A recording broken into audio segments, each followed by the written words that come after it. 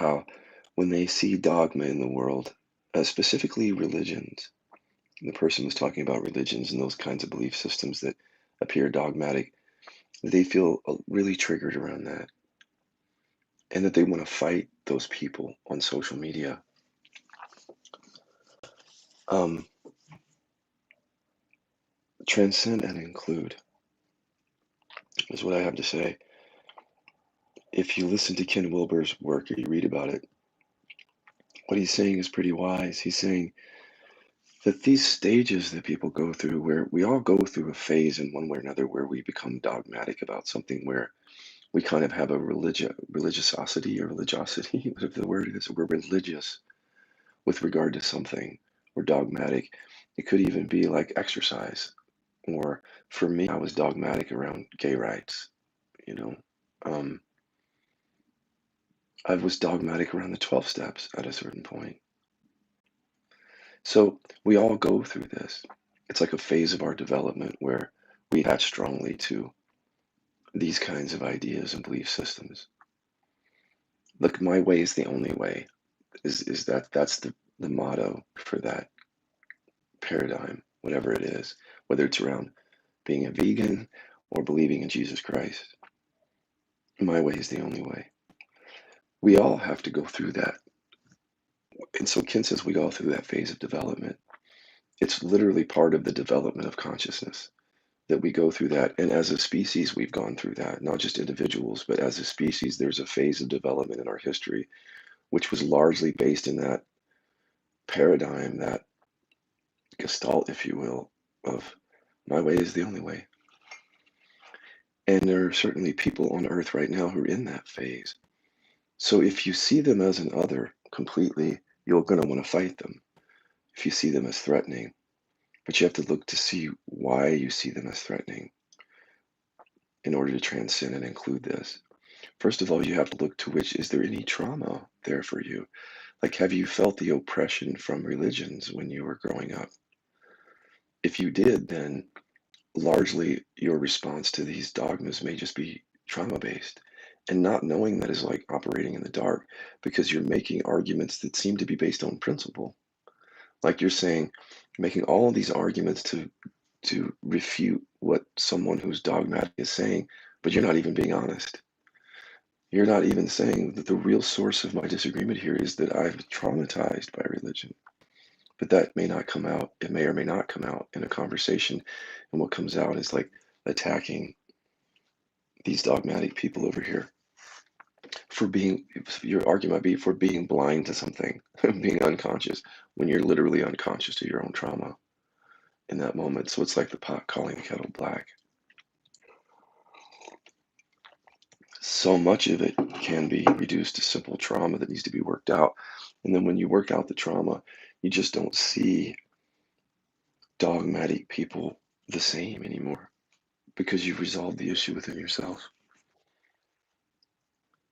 It could also be a shadow. You have to look for that. So as we move out of some phase of consciousness, like where we believe something, when we move out of it, in order for us to move beyond it and transcend it, at first we might have to reject it, right? In the rejecting, we create a new paradigm, a new way of seeing something. But in rejecting that, it can become a shadow. So then once you see, you'll start seeing people in the world that are dogmatic because you were once that. And as you come out of that, you still haven't fully owned that within your experience. And so you're still repressing that you did that. And so therefore it shows up as a shadow. So it's like boxing your own shadow, boxing your own projection around dogma as a way to protect yourself, separate yourself from that shadow.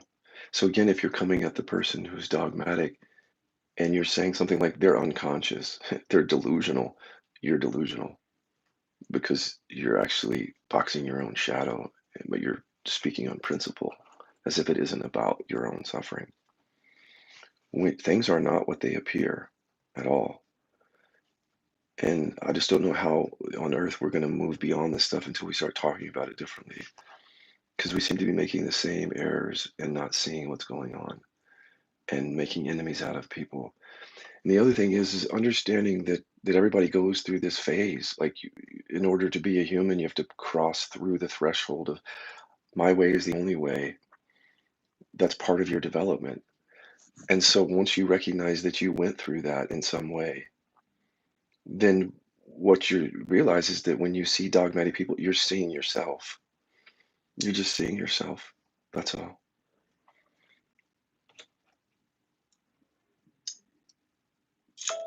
Meaning, this is a phase of development that you've already moved through. You own this one also. This is something that you went through. And that's what I mean seeing yourself. Because until you transcend and include that, you're going to continue fighting with them, right? Transcend and includes means like a higher understanding here, which is that people have to go through this phase. And you went through it and you transcended it. Now you have to include it because if you don't include it, you're making war where there isn't a war. Because you don't understand yet that people have to go through that phase.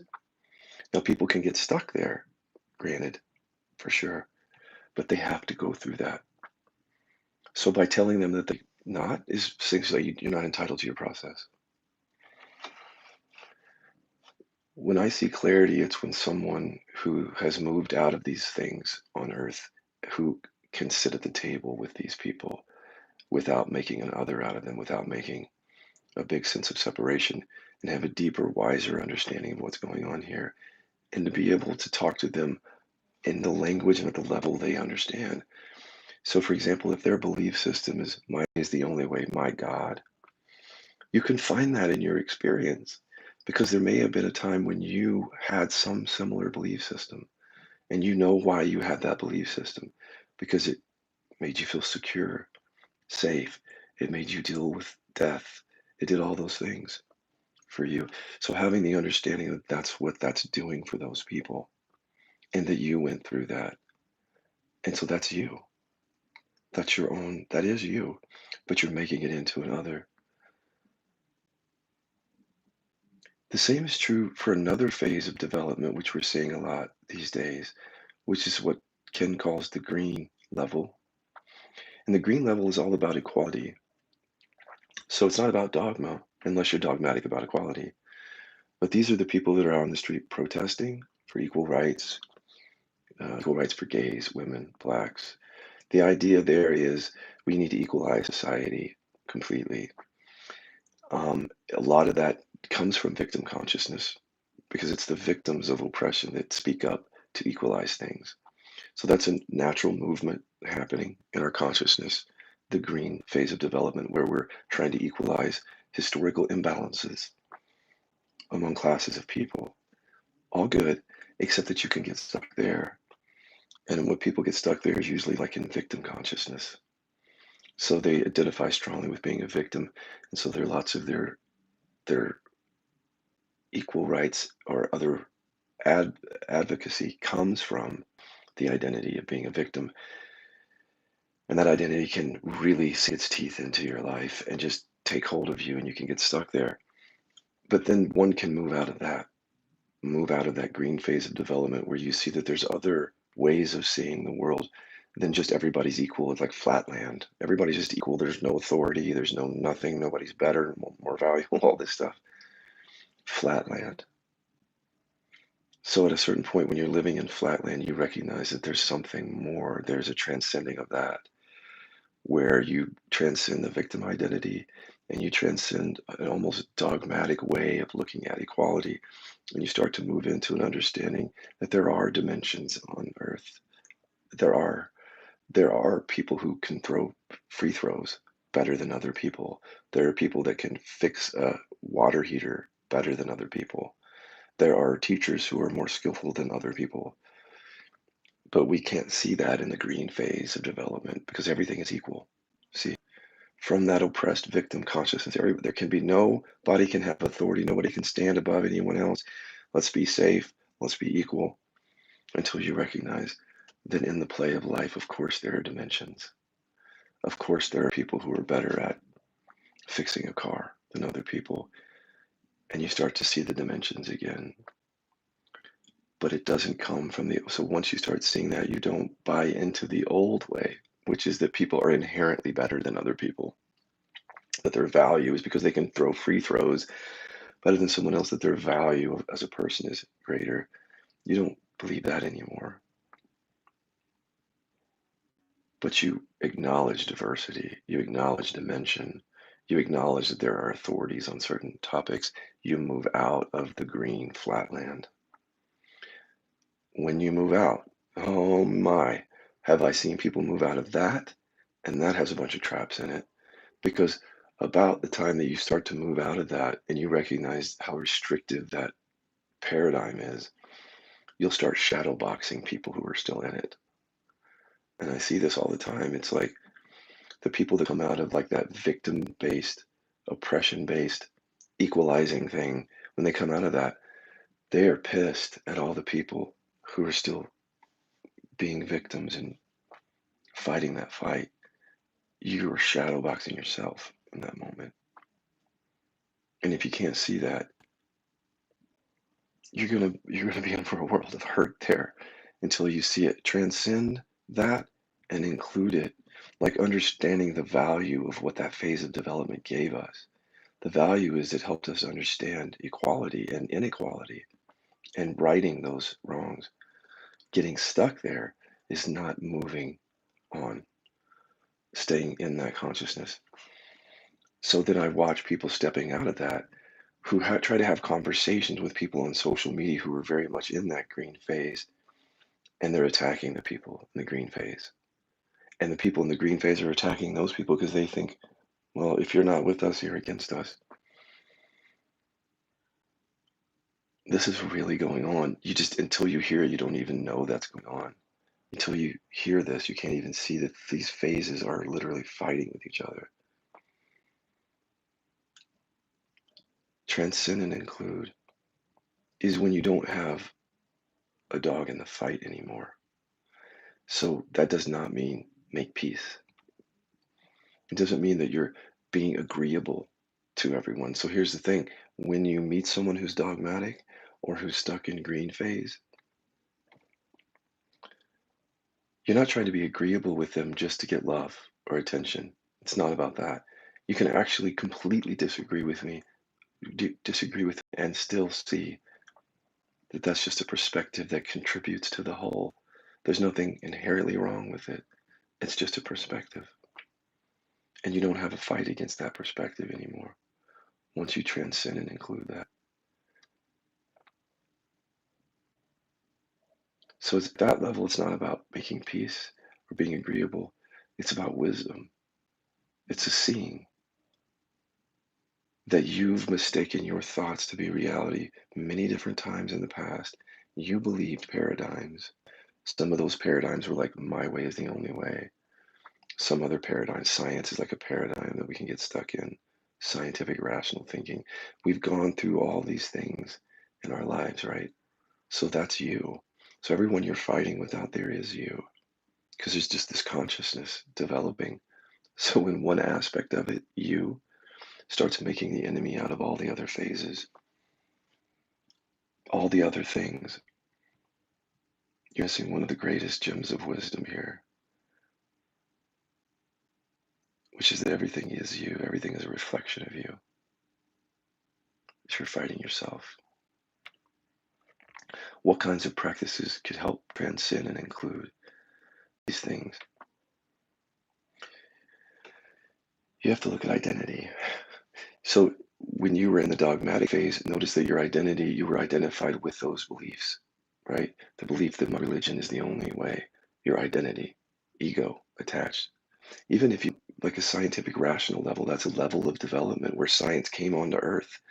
And now science is a phase of development we go through, but you can get stuck there. It's the same thing, identifying. I had a friend once who was in med school, and I said, I had no idea that you were interested in medicine. He said, science is who I am. That's what I mean. So those science is great until you identify with it, and then it becomes very restrictive. It's like that is the only way you see things. And so then you're at war with anyone who doesn't see things that way.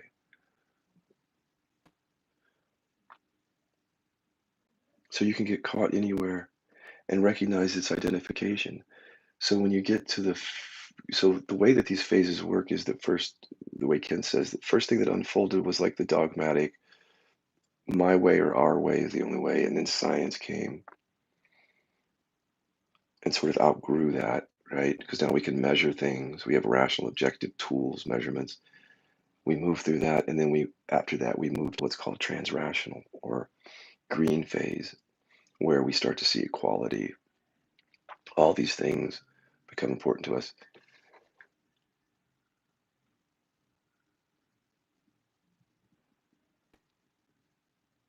It's identity all the way. So even at the green phase, we're often identified with being a victim, often not always identified with that, or identified with our guilt towards the people who've been victimized or oppressed, the guilt we're identified with. Moving through these identifications, how ego attaches to these different phases is how you move through them. So you have to find out what's in it for you. What do I get out of believing that science is who I am? What do I get out of believing that my way is the only way? What do I get out of believing that we must equalize everything? There's an identity there in all of that. When you move through all of that, it's like the ego is not attaching to these perspectives anymore. So it's not attaching to my way is the only way, dogmatic. It is not attaching to science is the only answer. Rational objective is the answer. It's not attaching to transrational, green, higher level of development. It's not attaching to any of that. And that's what Ken calls integral and above. So integral is where your ego doesn't have an attachment to any of those worldviews, but you see all of them as perspectives, and they're all integrated within consciousness. So there's a place at the table for the dogma, for the science, for these other phases, because it's all this. There's no separation. Literally, it's just consciousness doing, but there's no ego attaching to any of the phases, the belief systems, the paradigms. Therefore, you move into an integral way of being. Now, people could say, well, then is that the new paradigm? Integral. But you have tools now to make sure that your ego doesn't attach to that. That's what happens at that level. You're in spiritual practice that frees you from that. So it's very, very liberating to be moving through these things in this way. A lot of the conflict that's going on right now in our world could be settled with inquiry and an understanding of the way the consciousness is developing. A lot of it can be taken care of that way. But as you can see what's going on in the world, that's not how people are dealing with this issue. So the people that are dogmatic are just believing what they're believing, bringing their war to the rest of humanity. The people who are believing in science bring their division and separation, thinking they're the only way. Everybody's fighting everybody else. And then you've got in the green level all the fight for civil rights and the people that are just punching anybody who doesn't agree with them, just attacking, and vice versa. The world is at war over a misunderstanding of consciousness, of what's happening to us. And in not seeing that, we're making enemies where there are none.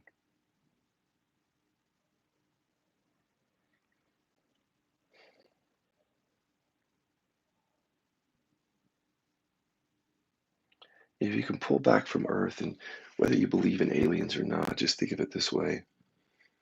If there are aliens, other life forms out there that have evolved past where we have evolved in order to have the technology or whatever, just go with this for a second. How would they have ever gotten there without understanding this? Because they would have been fighting amongst themselves so heavily that they couldn't even reach out beyond their own planet.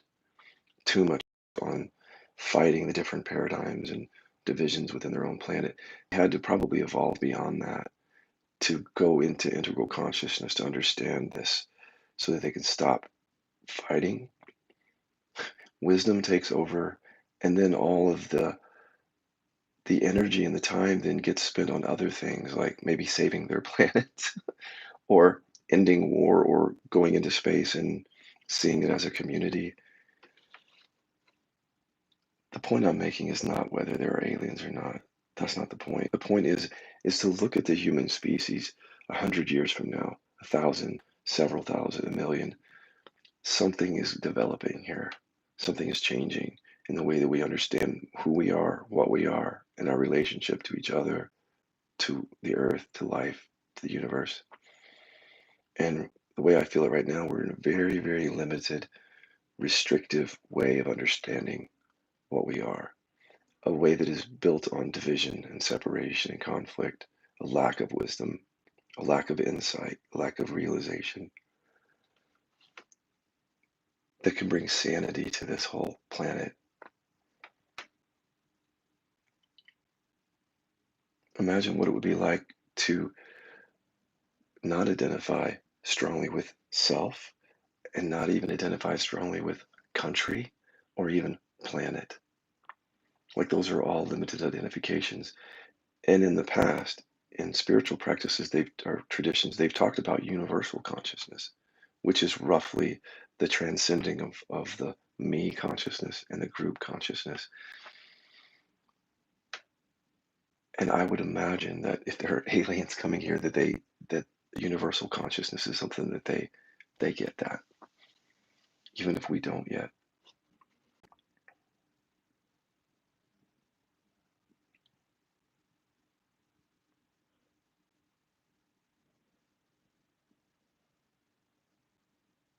So what is our work? For those of us who can see this going on, what is our work in the world? My work in the world is simply to clean up anything on my side of the street. That's my first job, is wherever I'm identified in some limiting way that creates conflict, division, separation, confusion, to clear that up through inquiry. That's my job. My job isn't to save other people. It's not, that's very arrogant to say that because nobody really needs saving. Everyone's just wherever they're at. So really, my only job is to take care of what I believe here until I come into a deeper understanding, which is what's happened, of something more universal, not tied to these limited belief systems, paradigms. And then to move in the world with that realization, whatever that means for you to move in the world with that realization, because that can change things. If you just move in the world with a different consciousness, everything that you come in contact with is transformed in some way without you even trying, because your consciousness shows up differently than what's happening here on earth. So you're able to look, for example, at all the political infighting and see it from a different angle. You can see the identifications. You can see the traumas that are behind it all. You're working on your own stuff, so you're not getting pulled into it. See, if you don't work on your own traumas, you'll get pulled into that political infighting every time. But that's just a reflection back to you to show you what your traumas are. Literally everything in the world is reflecting back to you something, because that is your world. The world that you see is the one that you're believing, projecting out.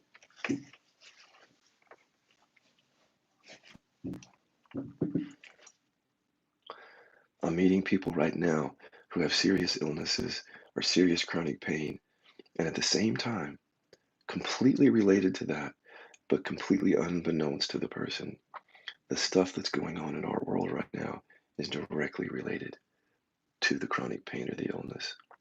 Because what they see in the world is triggering them, stressing them out, traumatizing them out, but not in a vacuum. Like the things that are happening in the world that are triggering them are not isolated things. They're directly connected to traumas from their past, deficiency stories they still believe in, but they don't make the connection. So it's like they think, oh, here's the physical illness, here's the chronic pain. That's one thing. And then here's my views of the world, and that's another thing. No, it's all connected, all connected. And as long as you continue to bifurcate that, to pretend like what you're experiencing in the world and your relationships is not connected to your pain, you're likely to suffer more. But as soon as you wake up to the fact that everything you're being triggered on is directly relevant to your health and your well being, no matter how far removed it seems, like that guy in the White House that you watch on news every night that gets you upset is directly related to your trauma and your deficiency story. The vaccine, it looks like it's about vaccine, and it is to some degree, but more importantly, when I take people into inquiry, it's not about that. It has to do with power, control, fear, deficiency, lack, trauma. So, what are we doing? We're literally lying to each other, and we're innocent, but we're lying to each other. We're saying that it's about this when it's really not. And then we're just trying to convince everyone that it isn't about us, just pointing our finger in every direction. Like, he needs to change. This sucks. This government sucks. I'm oppressed. They're making me do this, like that. Fine. But if you don't see how that's wrapped up into your own suffering, your own belief systems, you'll continue to be a victim of that. I'm not saying that just doing inquiry solves all the world's problems. We have to take action. But how much action can you really take if you're not even awake to this fact that what's going on in the world is directly connected to your emotional, physical, spiritual well being in every moment?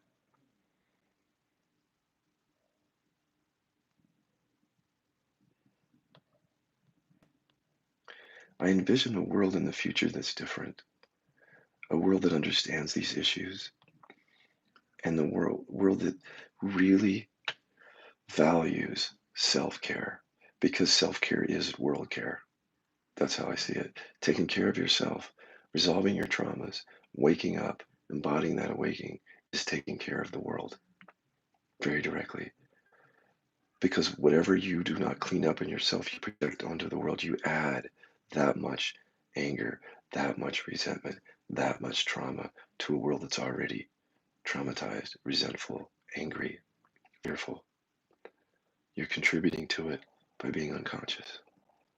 So literally, it starts with you. It starts with me.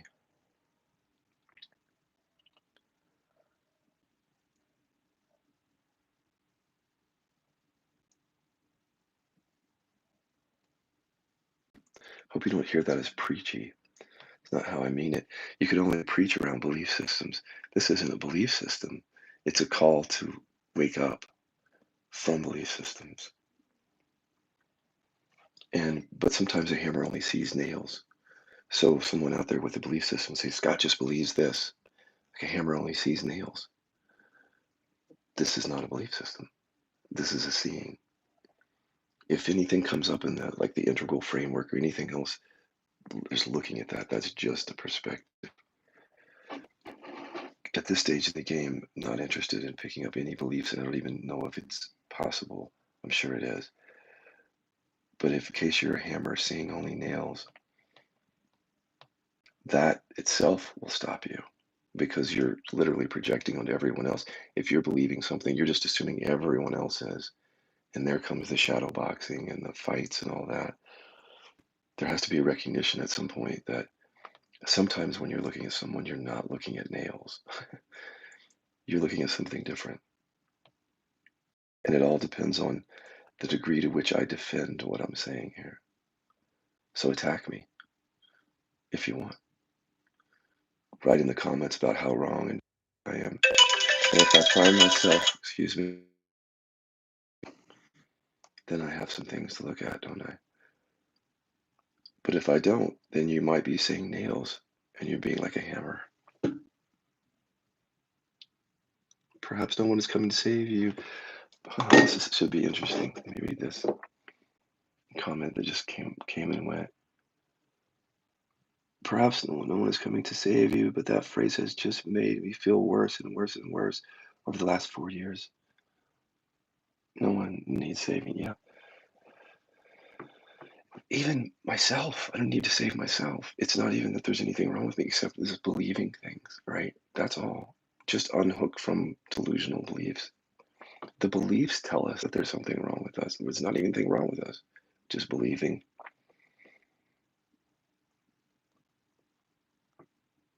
Believing in order to survive. believing in order to get love from other people, believing in order to feel safe, believing in order to feel secure, believing to get something out of it.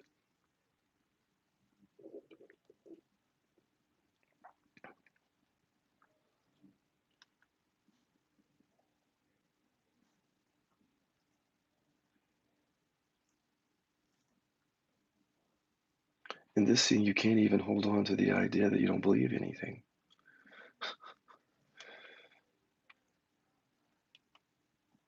because that would be another belief. Here's the other thing is that people within non-duality, sometimes they try to come from the position that they have no position, right? But that's sometimes a position.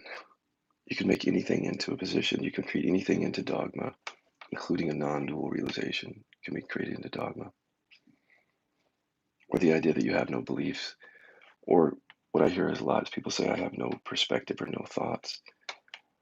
Can't be true all the time. Everybody has a perspective. At some point, you have to start thinking you have a perspective. So you can't even land on the idea that you don't have any thoughts or any perspective, because you do. Even if your perspective is, I don't have any perspective, that's your perspective. That's your thought.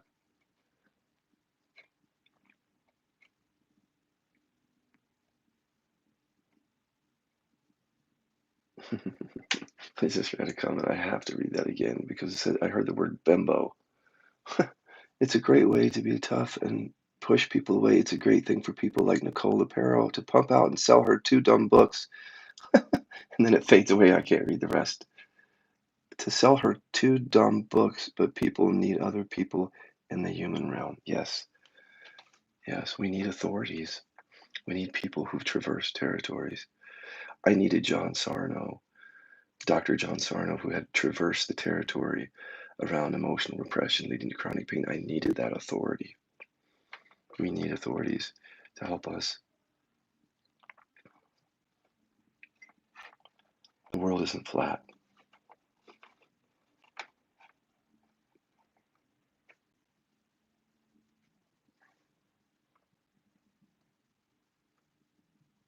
When I say the world isn't flat, what I mean is in the flat land, the green consciousness, we can stop believing that anyone out there can help us. For example, that there's no authorities. We come to realize there is. That's what I mean. I was speaking of the green phase.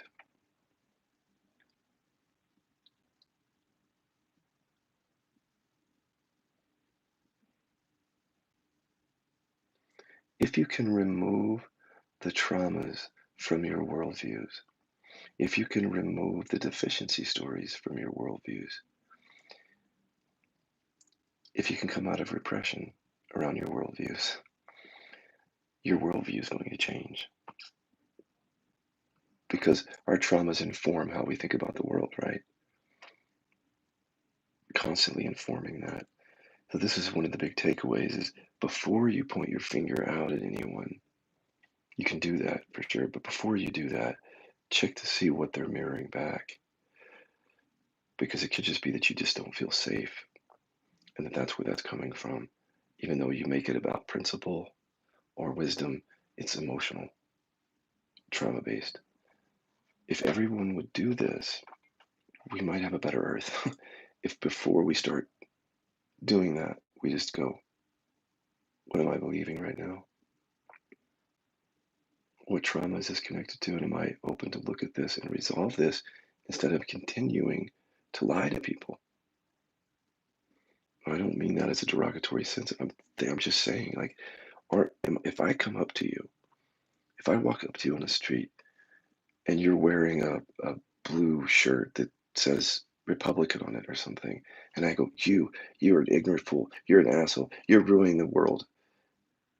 In that moment, I might not recognize that I'm very scared. I'm not being honest. You see what I mean? Just to be honest, we don't do that. Can you imagine walking up to you, instead of saying all that, I say, I want to say a bunch of things to you, but I just recognize that I feel very unsafe. And that's where it's all coming from, because you remind me of my dad or my bullies. And the mere appearance of you in my life brings up my trauma and makes me want to beat you down and tell you how wrong you are. Like, who is really that honest? It takes an incredible amount of vulnerability to do something like that. And people would say, well, you can't be that vulnerable in this world because people will attack you. Somebody has to do something different. Do something different, right? We can't live in fear of being attacked all the time just because we don't want to be vulnerable. This is challenging work. It's challenging enough to be vulnerable in your own relationship, let alone to strangers. And then the thought is if I'm vulnerable to strangers, if I tell them that I'm actually just traumatized, they're just going to annihilate me. But maybe that's the part that gets looked at too. The idea that if you were just honest, that you might get attacked. That's part of the fear. Doing something different than just getting on social media today and ranting. I'm not saying you guys are doing that. I'm just saying people do that. Yes. Good comments, guys.